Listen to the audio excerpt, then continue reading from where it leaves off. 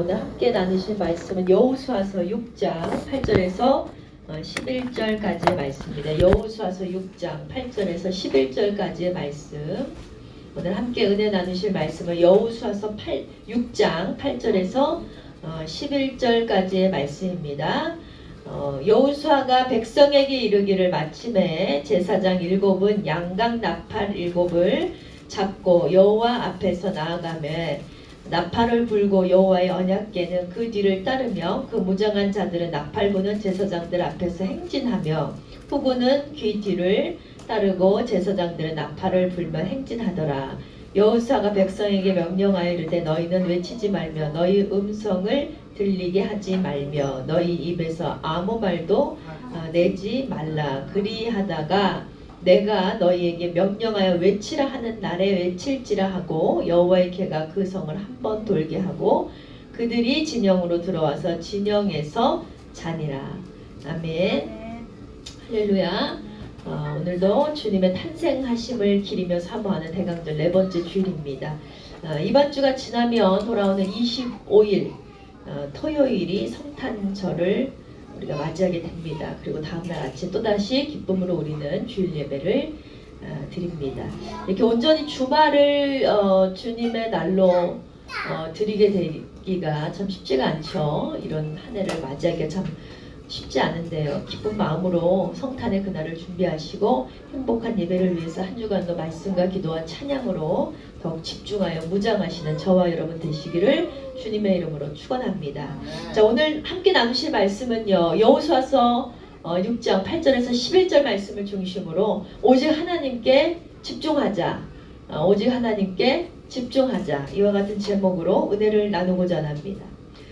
연구 결과에 의하면 하루에 사람들이요 한 5만에서 6만 가지 생각을 한다고 합니다. 그래서 잡생각을 많이 하는 사람을 우리가 뭐라 그래요? 5만 가지 생각을 한다 이렇게 얘기를 하잖아요. 여러분 그 5만 가지 생각 중에 우리가 한 가지에 집중한다는 것은 결코 쉬운 일이 아니죠. 근데 분명한 것은 내가 어느 것에 집중을 하느냐에 따라서 우리의 인생은 분명히 달라지게 되어 있다는 것입니다.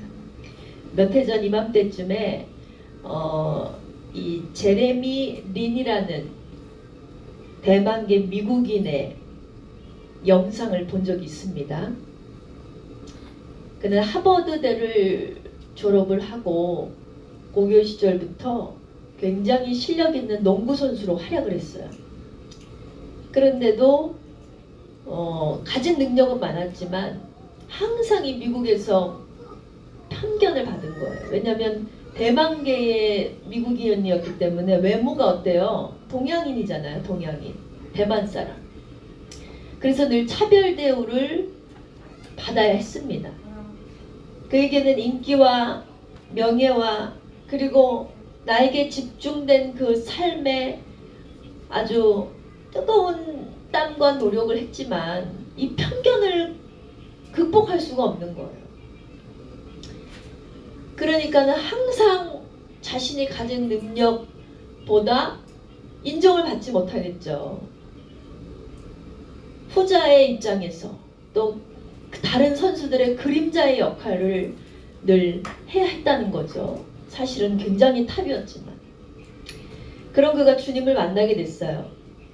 그리고 하나님께서는 너의 삶을 통해서 영광 받기를 원하시고 네 삶에 네가 주인공이 아니라 하나님이 주인공이 된 삶으로 살아내기를 원하신다라는 것을 이 주님을 만나고 나서야 깨닫게 된 거예요. 아, 그렇구나.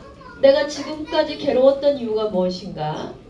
내가 내 삶을 내가 주인공이 아니라는 이유에 집중해서 슬프고 괴롭고 낙심하고 절망했는데 이 새로운 삶을 주님을 주인공으로 모셔드리고 살아봐야겠다라고 각오를 하게 됩니다. 그러자 그때부터 하나님께서 예비하신 일들이 드러나기 시작했습니다. 그는 동료 선수의 갑작스런 빈자리를 메우러 들어간 경기에서 아주 대활약을 하게 됐어요. 무한한 실력을 발휘하고 그로 인해서 미국 프로농구 NBA에서 혜성처럼 등장한 무명의 스타가 되게 됩니다. 세계적인 파장을 일으킨 거예요. 그런 그는 항상 팀을 승리로 이끌었어요. 이 제레미 린이 있기 때문에 이겼다. 이 수식어가 항상 붙는 거예요. 그때마다 그는 하나님께 영광을 돌리며 하나님을 자랑하고 높이는 삶을 실천하게 됐습니다. 그리고 그의 파에는 그 뒤로부터 늘 독특한 팔찌가 채워져 있었어요. 그 팔찌에는 글씨가 새겨져 있었는데 뭐라고 써있냐 하면 나는 예수의 이름으로 뛴다. 이렇게 써있는 거예요. 그래서 항상 세레머니로 자기가 승리할 때마다 막 관중을 향했어요. 나는 예수의 이름으로 뛰었기 때문에 승리했다. 이것을 증거했다고 합니다. 현재도 그는 예수님의 능력과 예수님의 힘의 능력으로 농구 코트를 뛰고 있지만 그의 가장 최고의 자랑은 누굴까요? 이제 최고의 자랑거리가 변했죠. 예수 그리스도가 되었습니다.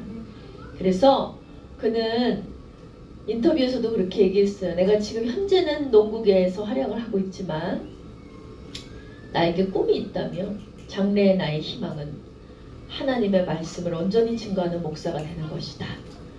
나는 목사로서의 삶을 마감하고 싶다 그랬어요. 농구 선수로서가 아니라. 여러분 세상에서도 성공한 사람들의 성공 비결을 보면요. 집중력이 굉장히 높습니다. 그래서 집중력이 약한 사람들 있잖아요. 이 공부를 하려고 그랬는데 갑자기 뭐가 생각나서 여기 가서 이걸 하고 있고 저기 가서 이걸 하고 있고 막 분주한 사람들이 있어요. 이런 사람들 솔직히 공부 못해요. 집중력이 없어서 한 우물을 파지 못해요. 쉽게 포기하고 집중하지 못하니까 잘할 수가 없어요. 뭐든지. 그래서 우리의 삶에 집중력이란 많은 영향을 끼칩니다. 그런데 이 땅을 살아감에 있어서 이 놀라운 집중력은 우리 인생에 탁월한 결과를 만들어내듯이 신앙생활 역시 마찬가지라는 거예요. 하나님을 향한 뜨거운 집중력이 있어야 그분의 칠량 없는 은혜를 이끌어낼 수 있다는 거예요. 우리 신앙생활 할 때도 항상 그렇잖아요. 이제 벌써 12월이에요. 이제 뭐 2주도 채 남지 않았죠? 이제 14일. 그런데 얼마나 여러분은 이 한 해 동안 하나님께 집중하는 삶을 살았냐는 거예요. 분명히 1월 처음 2021년 땡 하고서 했을 때는 올해는 진짜 이렇게 살지 말아야지 라는 나름대로의 우리가 각오와 결단이 있었을 줄 믿습니다. 있었겠죠.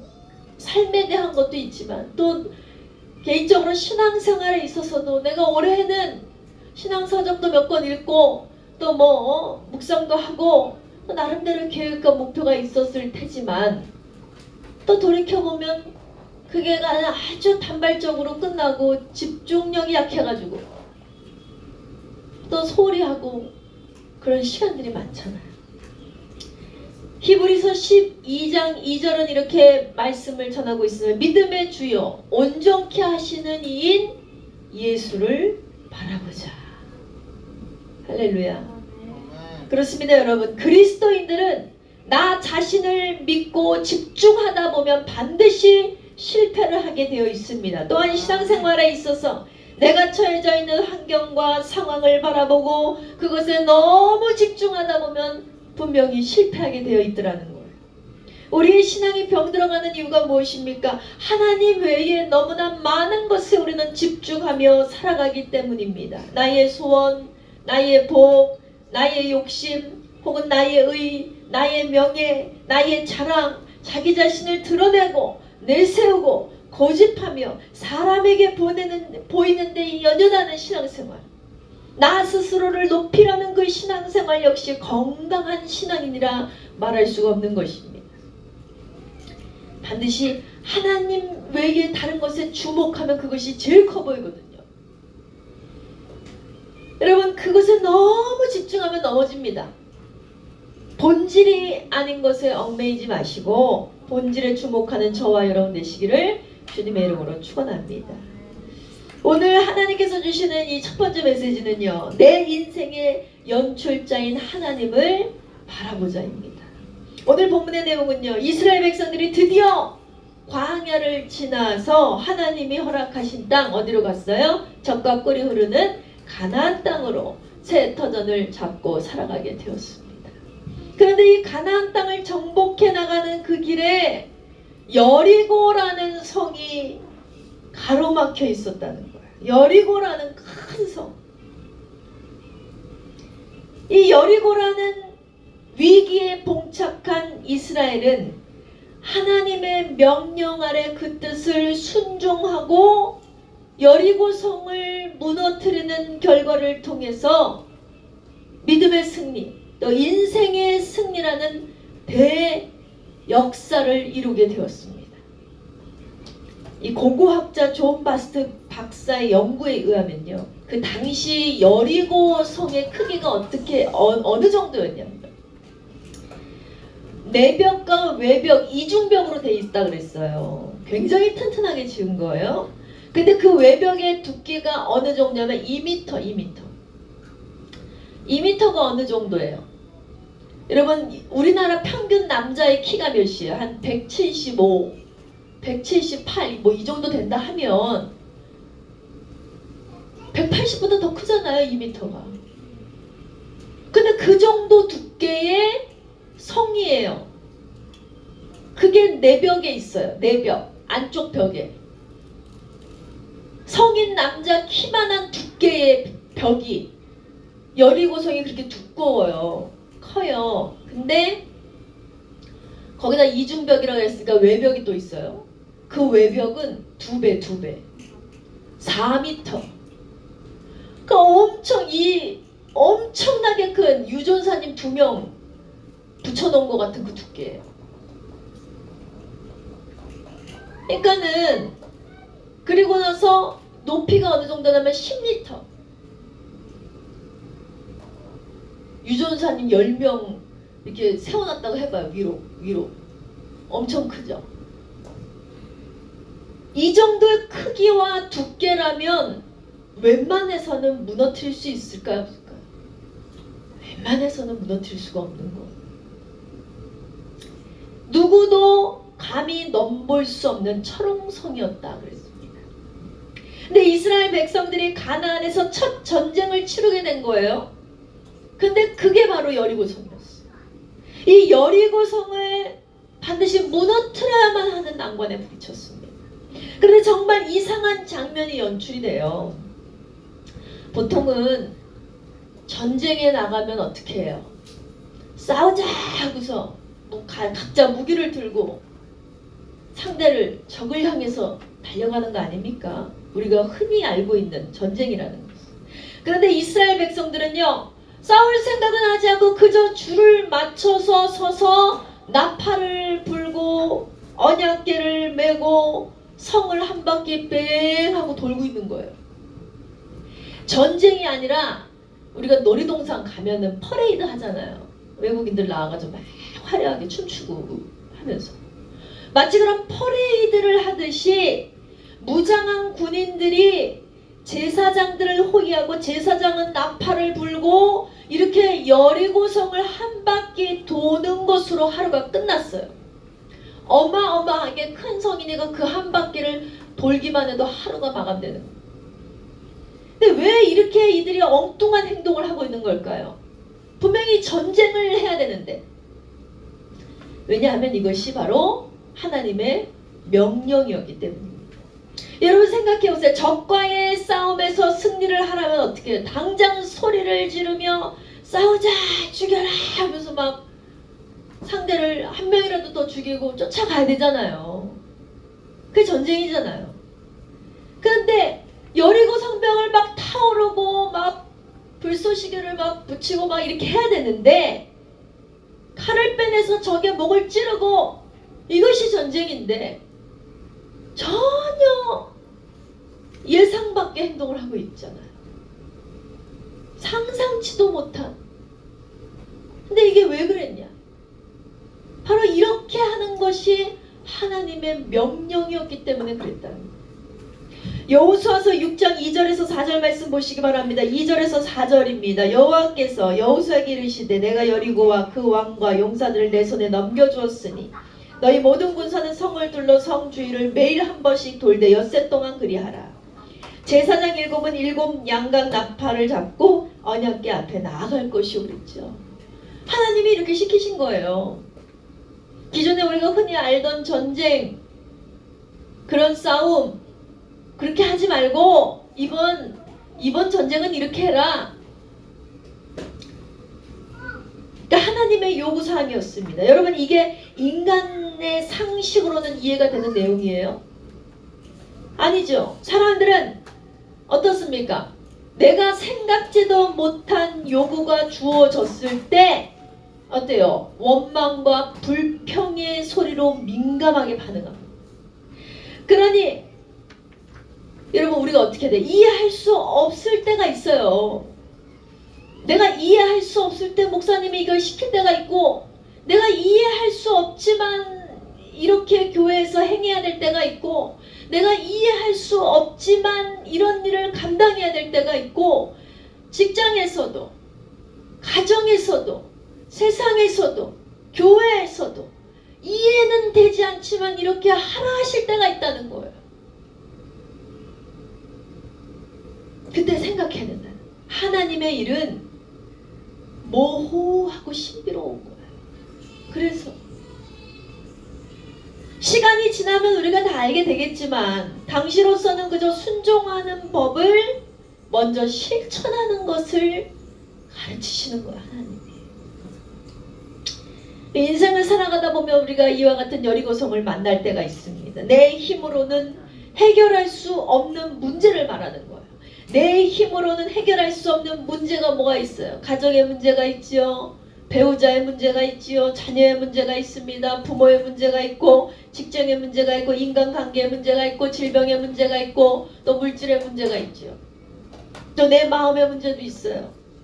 너무나 많은 여리고성이 우리 앞에 가로막혀 있는 거예요. 이스라엘 백성들은 이 여리고성 앞에 두 손을 들어버렸어요. 내 힘으로 할 수 없습니다. 하나님의 도우심을 간구하며 내 힘으로 이길 수 없음을 깨달으니까 어때? 전적으로 하나님을 의지했어요. 그러니까 인간의 상식으로는 이게 무슨 전쟁이야?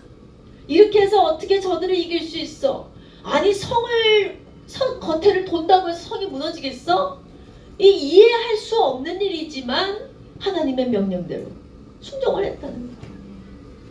만약 이들이 상식에 집중하고 내 생각에 집중하고 이렇게 해서는 안 돼요. 그렇잖아요. 우리가 김치를 담그려는데 제일 먼저 우리 뭐 해요? 배추 씻어가지고 배추 숨을 죽여야 되잖아요. 그러려면 소금을 팍팍 쳐가지고 소금에 물에다가 이 배추를 절여야지. 이게 상식적으로 맞는 거 아닙니까? 근데 이 배추를 갖다가, 살아있는 배추를 갖다가 막 고춧가루를 팍팍 뿌리고 먼저 그렇게 한다 그러고, 뭐라 그래요? 무식하네. 김치도 담글 줄 모르나. 막 불평의 소리가 나올 거 아니에요. 이거 뭐 한 번도 안 담가봤어. 뭐 하는 거야 이게. 이렇게 하면 안 된다니까. 사람들은요, 자기만의 상식과 지혜가 있어요. 방식이 있습니다. 그것을 뛰어넘으면 난리가 나요. 아니, 김치 하나 담그는데도 순서가 있는데, 전쟁에 성 밖을 돈다고 해서 성이 무너질 거란 상상을 누가 할 수가 있어요?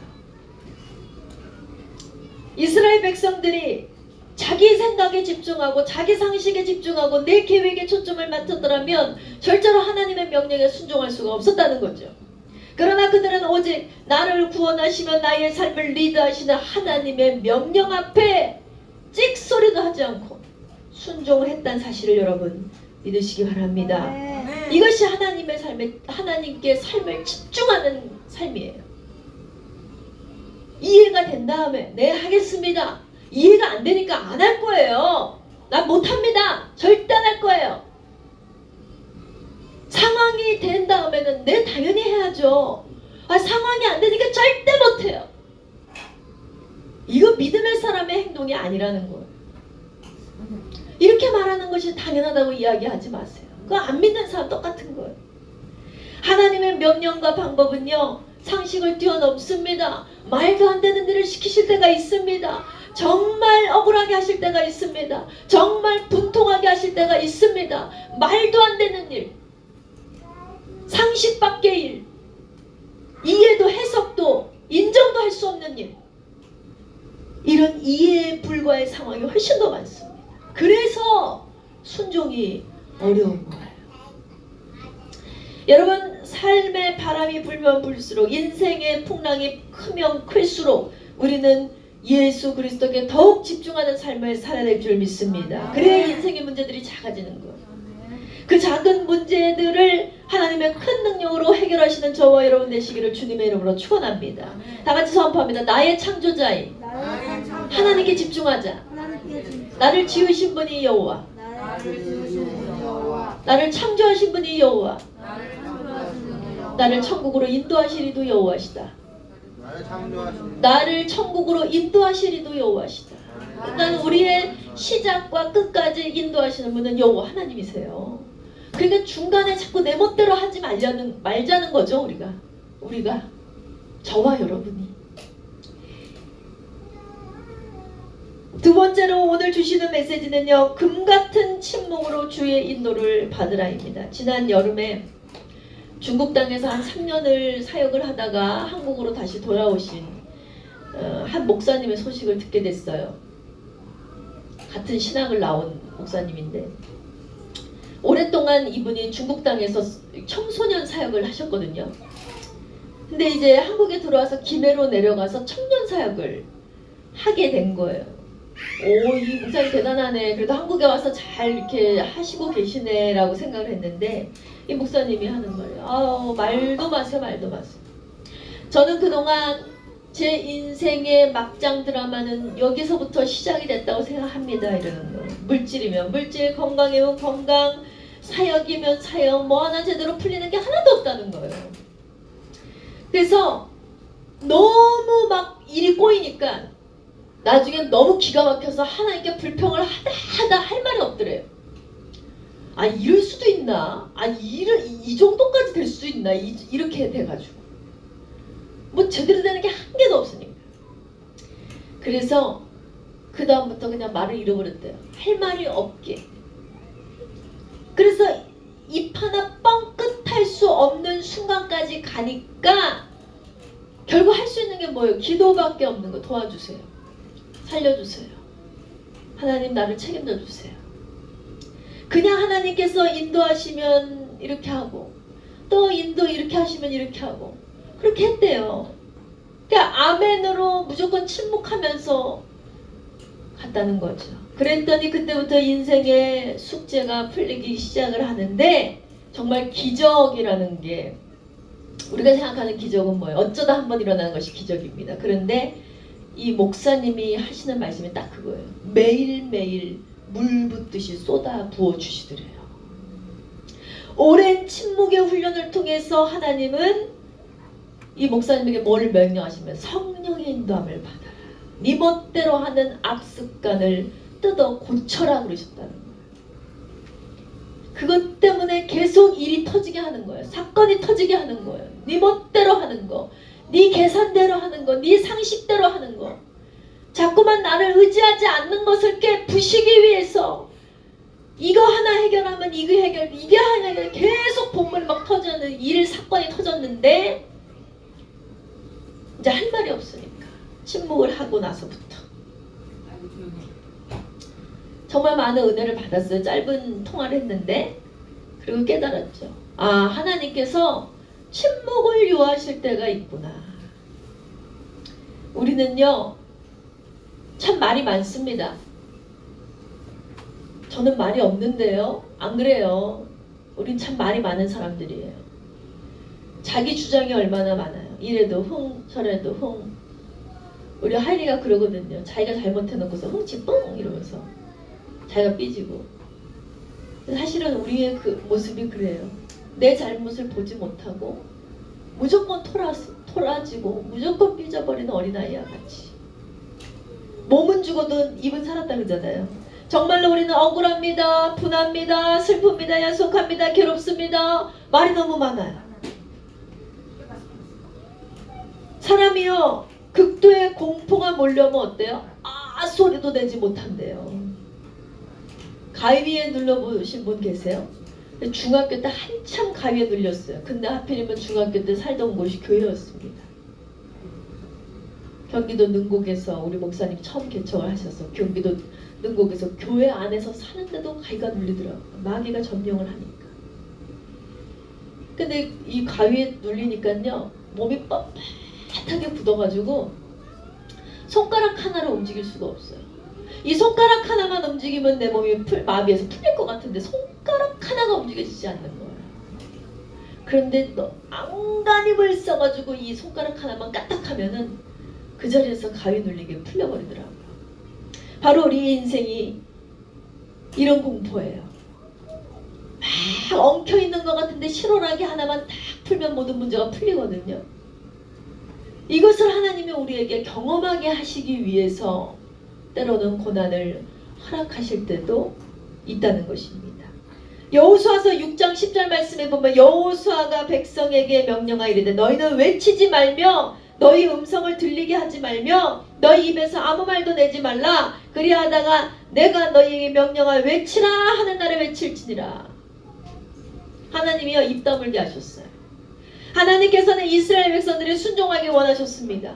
그리고 최종적으로 여리고성은 무너졌습니다. 그런데 첫날도 아니고요. 이튿날도 아니고요. 엿새 날도 아니었어요. 언제 무너졌냐? 언제 무너졌어요? 이들이요 정말 많은 말을 하고 싶었을 거예요. 이게 지금 뭐 하는 짓이야 하나님. 이렇게 매일같이 돈다고 해서 뭐 무너지겠어요? 부터 시작해서 얼마나 많은 말이 하고 싶었을까요? 얼마나 불평하고 싶었을까요? 이게 되긴 되는 겁니까? 그런데 하나님께서는 그들에게 그래서 입 다물게 하셨어요. 침묵하라 하셨어요. 내가 외치라 하기 전에는 외치지 말라는 거예요. 아무 소리도 내지 말라는 거예요. 여러분 사람은 누구나 극한 상황에서 좋은 생각을 하지 않습니다. 부정적인 생각을 하고 부정적인 생각은 항상 입술을 통해서 나오는 거예요. 원망의 입술, 의심의 입술을 열기 쉽죠. 하나님께서 침묵하라 하신 이유가 바로 여기 있었다는 거예요. 근데요 응답의 날이라는 것은 하나님께서 정하시는 날이에요. 하나님께서 정하시는 시간표 안에 있습니다. 그들은 하루를 돌았습니다. 이틀도 순종했습니다. 엿새를 침묵하며 순종했어도 여리고성은 무너지지 않았어요. 그러나 언제 무너졌어요? 하나님이 정하신 그 다음 7일째 되는 날 완전히 무너졌음을 기억하시기 바랍니다. 그날이에요. 그날. 하나님이 정하신 그날이 중요한 거예요. 내가 정한 그날이 중요한 게 아니라. 그렇기 때문에 여러분의 삶에 아무 변화가 없잖아요. 무너질 여건이, 이 문제가 해결될 여건이 보이지도 않아요. 그렇지 않더라도 눈에 보이고 달라지는 것이 없다 할지라도 내 계산대로 판단하고 불평하고 원망하는 습관을 버려야 된다는 거예요. 여리고성은 멀리 있지 않습니다. 내 안에 여리고성이 무너져야 된다는 거예요. 내가 누군가를 사랑하고 이해해야 되는데 아무리 노력해도 되지 않아요. 그 사람이 누구예요? 내 인생의 여리고성이에요. 내가 이걸 끊어야지 안 해야지 하고 발버둥 치는데 도무지 끊어지지가 않아요. 이게 뭐예요? 내 인생의 여리고성이에요. 하나님은요 인간의 노력과 의지만으로 여리고성을 무너뜨릴 수 없다는 사실을 확인시켜 주시기 위해서 이스라엘 백성들을 하루에 한 번씩 한 바퀴씩 돌게 하신 거예요. 7일째 되는 날 7바퀴 총 13바퀴를 돌았어요. 얼마나 힘들었어요. 이렇게 뺑뺑이를 돌리신 이유가 뭡니까? 여러분 우리가 높은 빌딩에 있으면 어때요? 높은 빌딩에서 이 밑에 아래를 보면 어때요? 세상에 있는 그 큰 자동차가 아주 쬐끔해 보이잖아요. 그 높은 빌딩도 정말 장난감처럼 보이지 않습니까? 근데 막상 내려와서 직접 보면 어때요? 눈에 다 담을 수 없을 만큼 세상은 참 큽니다. 마찬가지예요. 우리에게 닥쳐있는 문제가 굉장히 크게 느껴지지만 저 멀리에서 바라봤을 때는 그것이 아무것도 아니라는 걸 하나님이 보여주시기 위해서 그 성을 돌게 하시는 거예요. 그들이 그곳을 날마다 돌면서 얼마나 반신반의 있겠어요. 얼마나 치밀하게 지어진 여리고성인데 여기 어디 깨진 곳은 없나, 부서진 곳은 없나, 무너질 기미가 보이기는 하나 관찰했을 거 아니에요. 그런데 결국 그들이 여리고성을 날마다 돌며 느낀 것은 그거예요. 깨진 것도 없어, 부서진 것도 없어, 너무 단단해. 이건 우리의 힘으로 안 돼. 내 힘으로 안 돼. 내 능력으로 역부족이야. 나는 할 수 없습니다. 주님 해주세요. 해주세요. 해결해주세요. 이 고백의 간척이 이들의 입술에서 터져나왔을 때 하나님께서 그것을 완벽하게 깨트리셨다는 것입니다. 여러분 기억하세요. 하나님만이 하실 수 있습니다. 이 고백이 날마다 여러분의 입술에서 터져 나와야 될 줄 믿습니다. 마지막 세 번째로 하나님께서 주시는 메시지는요, 하나님의 질서와 중심을 기억하라입니다. 12절입니다. 6장 12절. 또 여호수아가 아침에 일찍 일어나니 제사장들이 여호와의 궤를 메고 제사장 7은 양각 나팔 7을 잡고 여호와의 궤 앞에서 계속 행진하며 나팔을 불고 무장한 자들은 그 앞에 행진하며 후군은 여호와의 궤 뒤를 따르고 제사장은 나팔을 불며 행진하니라 그랬어요. 자, 이스라엘 백성들이 여리고성을 날마다 돌 때 하나님께서는 그들을 그냥 돌게 하지 않으셨습니다. 바로 질서 정연하게 돌게 하셨다는 거죠. 이 행골대결이 굉장히 중요합니다. 누가 제일 앞에 누가 섰냐면 무장한 군인들이 섰어요. 그리고 양옆에는 양각 나팔을 잡은 제사장들이 서 있습니다. 그 다음에 가운데는 언약궤가 있어요. 그리고 그 다음에 그 뒤로는 백성들이 이렇게 따라가는 거예요. 이 행골 대열을 보면 하나님께서 가장 중요하게 여기시는 게 뭘까요? 언약궤예요. 말씀입니다. 그런데 이 대열의 가장 정중앙에 자리 잡고 있는 것이 바로 언약궤였다는 거죠. 하나님께서 가장 중요히 여기신 것은 무장한 군인이 아닙니다. 양각 나팔을 들고 있는 제사장이 아닙니다. 하나님께서 이 질서 가운데 가장 중요하게 중심해 주신 것 바로 언약궤라는 사실이에요. 그래서 6장 7절에 보면 또 백성에게 이르되 나아가 그 성을 돌되 무장한 자들이 여호와의 궤 앞에 나아갈지어다 그랬거든요. 언약궤를 중심으로 포위하며 전진하는 군사들과 제사장들, 이마만큼 하나님은 언약궤를 중심에 두기를 원하셨다는 거예요. 이것이 우리의 삶에 하나님이 바라시는 거예요. 언약궤는 뭐예요? 말씀입니다. 그 하나님의 임재를 상징하는 거예요. 하나님의 영이 나와 늘 함께 하시다는 사실을 우리가 인식하도록 하나님 그렇게 만드셨다는 거예요. 그래서 이스라엘 백성들은요, 이 언약궤를 보면서 생각하면 돌 때 얼마나 힘들었어요. 근데 돌 때마다 생각, 하나님이 나와 함께 하시는구나. 눈앞에 이 언약궤가 보이니까 하나님이 나와 함께 하시는구나. 여러분은 성경을 보며, 성경을 읽으며 얼마나 하나님의 임재하심을 경험하십니까? 그냥 읽어요? 하나님이 이 시간 나와 함께 하시는구나. 이 순간에 나와 함께, 이걸 느껴야 된다는 거예요. 그래서 우리가 인생의 나그네 길을 걸어갈 때 나보다 앞서 행하시는 여호와 하나님을 바라봐야 될 줄 믿습니다. 아멘. 또한 우리가 영적 전쟁의 고난을 돌파하는 순간에는 우리와 함께 하시는 하나님을 바라봐야 된다는 거예요. 이렇게 오직 주님께 순종을 드리며 집중하는 백성들에게 어떤 일이 일어났어요? 16절에 6장 16절 일곱 번째 제사장들이 나팔을 불며 여호수아가 백성에게 이르되 외치라 그래서 드디어 외치라 해서 침묵을 깨고 너희에게 이 성을 주셨느니라.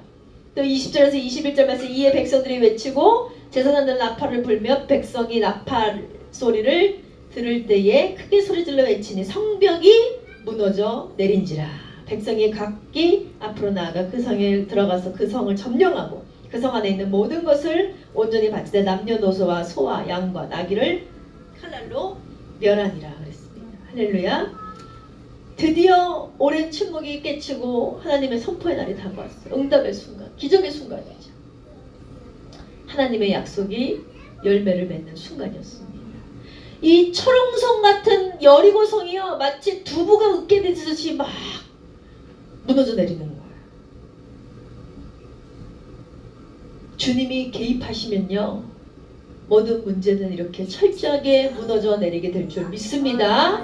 자, 말씀의 결론을 맺기 원합니다. 사랑하는 여러분, 올해에도 얼마나 우리가 많은 문제를 바라보며 살았습니까? 그 문제 가운데 낙심하고 절망하고 분명히 우리 안에 철옹성과 같은 문제가 있잖아요. 절대로 무너지지 않는 절대로 해결이 안 되는 이 숙제가 있습니다. 그것 때문에 얼마나 애통하며 눈물을 닦으셨습니까? 그러나 걱정하지 마세요. 믿음으로 오늘도 털고 일어나시기 바랍니다. 반드시 우리가 하나님께 집중할 때, 또 하나님의 명령 앞에 순종할 때 우리 안에 있는 여리고성은 철저하게 무너져 내릴 줄 믿습니다. 그렇게 온전히 믿음의 사람, 순종의 사람, 침묵의 기도를 놓지 않고 전진할 때 하나님의 역사와 뜻과 내 안에 소원을 이루는 저와 여러분이 되시기를 주님의 이름으로 축원합니다.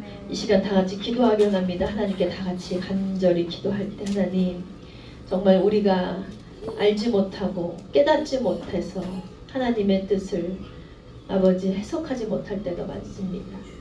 우리에게 큰 은혜를 부어주시고 말씀의 큰 능력을 허락하여 주셔서 더 이상 우리가 우리의 뜻대로만 살아가지 않는 우리 모두가 될 수 있도록 하나님, 우리의 여리고성이 무너질 수 있도록 인도해 달라고 같이 기도하시겠습니다.